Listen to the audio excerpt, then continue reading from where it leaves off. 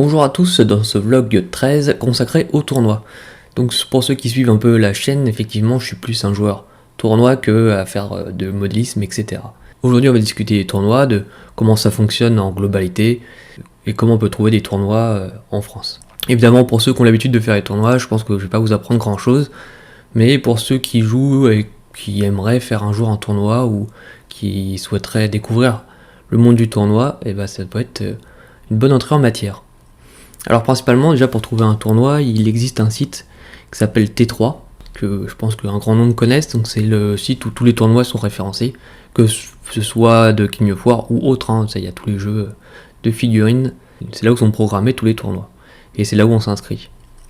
Alors évidemment, il y a aussi le forum King of War. Là, dans le forum King of War, on va surtout retrouver les règles du tournoi. Donc les tournois, chaque tournoi a sa propre règle. Alors globalement, on peut retrouver des similitudes en termes de points, d'armée ou pour les décors, etc. Mais chacun est libre de faire les tournois qu'il veut. Donc s'il veut faire un tournoi avec quelques spécificités, c'est toujours la bienvenue, c'est toujours intéressant en plus. Alors sur T3, il faut donc forcément s'inscrire pour s'inscrire à un tournoi. Et c'est là-dessus qu'on peut savoir si vous êtes inscrit ou pas. Il faut savoir qu'il faut souvent payer en avance au tournoi. Pour les listes d'armées, alors de moins en moins, il faut les donner en avance globalement maintenant avec ALN ou Easy Army qui fait qui fait les listes d'armées et qui contrôle. Il n'y a pas beaucoup d'intérêt à contrôler, surtout que sur King of War, le contrôle est assez rapide. Donc les listes d'armées sont rarement contrôlées. Ils seront contrôlés par votre adversaire. Si votre liste n'est pas bonne, il va falloir la refaire juste avant de jouer. Alors T3 propose aussi un classement des joueurs en fonction de leur performance en tournoi. Alors je dirais qu'il faut prendre ça un peu avec des pincettes quoi. Alors le fonctionnement du classement c'est en fonction du nombre de points. Vous gagnez des points en fonction du nombre de personnes qui est au tournoi et votre positionnement dans le tournoi et la durée à laquelle le tournoi a été fait. En gros, plus le tournoi est récent avec le plus de monde possible et si vous arrivez premier, vous allez avoir un grand nombre de points et après il prend les 5 tournois où vous avez le plus de points qui vous donne un nombre de points global et un positionnement par rapport aux autres. Évidemment, pour ceux qui font beaucoup de tournois, c'est beaucoup plus facile de monter en haut du classement. Donc voilà, c'est pour ça, je pense que c'est assez biaisé là-dessus. De plus, c'est aussi biaisé parce que le plus gros tournoi qui existe, c'est l'interrégional qui est en équipe.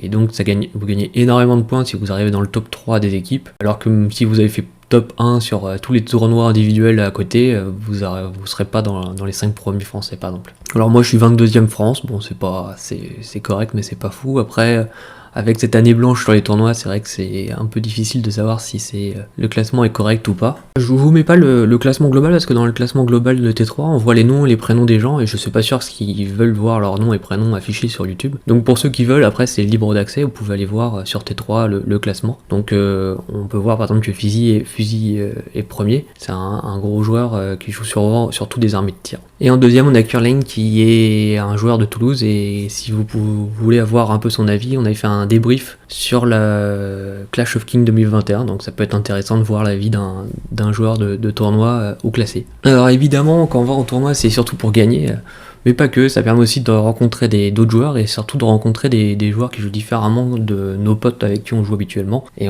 comme ça, on peut voir d'autres méta ou d'autres façons de jouer. Et ça permet d'étendre la connaissance du jeu. Même si vous n'êtes pas un bon joueur, je pense que le tournoi est pas mal déjà. Ça permet d'être dans une ambiance King of War pendant tout un week-end, donc ça c'est plutôt agréable. Alors au niveau des fonctionnements des tournois, il faut savoir que 95% des tournois sont en ronde suisse. Alors la ronde suisse, pour ceux qui ne connaissent pas, au début vous rencontrez un adversaire aléatoire.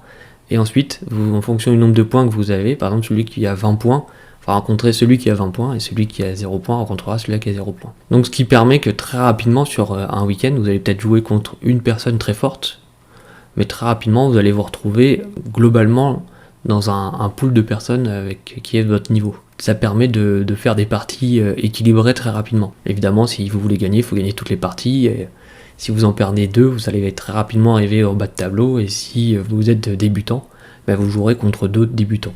Alors dans ce système-là, il y a le principe du sous-marin, c'est-à-dire de perdre la première partie pour arriver en bas et après de remonter. Bon déjà, il faut pas forcément chercher à faire ça, mais en plus, souvent, pour gagner un tournoi, il faut gagner toutes les parties. Il suffit pas d'en perdre une et puis de gagner les autres après. Et dans tous les cas, quand vous allez remonter, vous allez retrouver encore contre des personnes fortes. Donc voilà, au niveau des tournois, ce qu'on peut raconter. Donc moi, je vous conseille d'en faire si vous avez l'occasion et si c'est pas très loin de chez vous, parce qu'effectivement, il y a aussi ce problème de distance Et de coup, parce que quand vous allez dans un tournoi dans un week-end, souvent il faut prendre 1 à 2 nuits d'hôtel et le plus de déplacement, donc c'est vrai que c'est mieux de le faire à plusieurs. Voilà ce qu'on peut en dire sur les tournois, et l'année 2020 a été une année blanche en tournoi. J'espère que 2021 il y aura pas mal de tournois, dont l'Inter qui est vraiment très intéressant à faire en équipe et très agréable. Et bah je vous dis à demain pour une autre vidéo.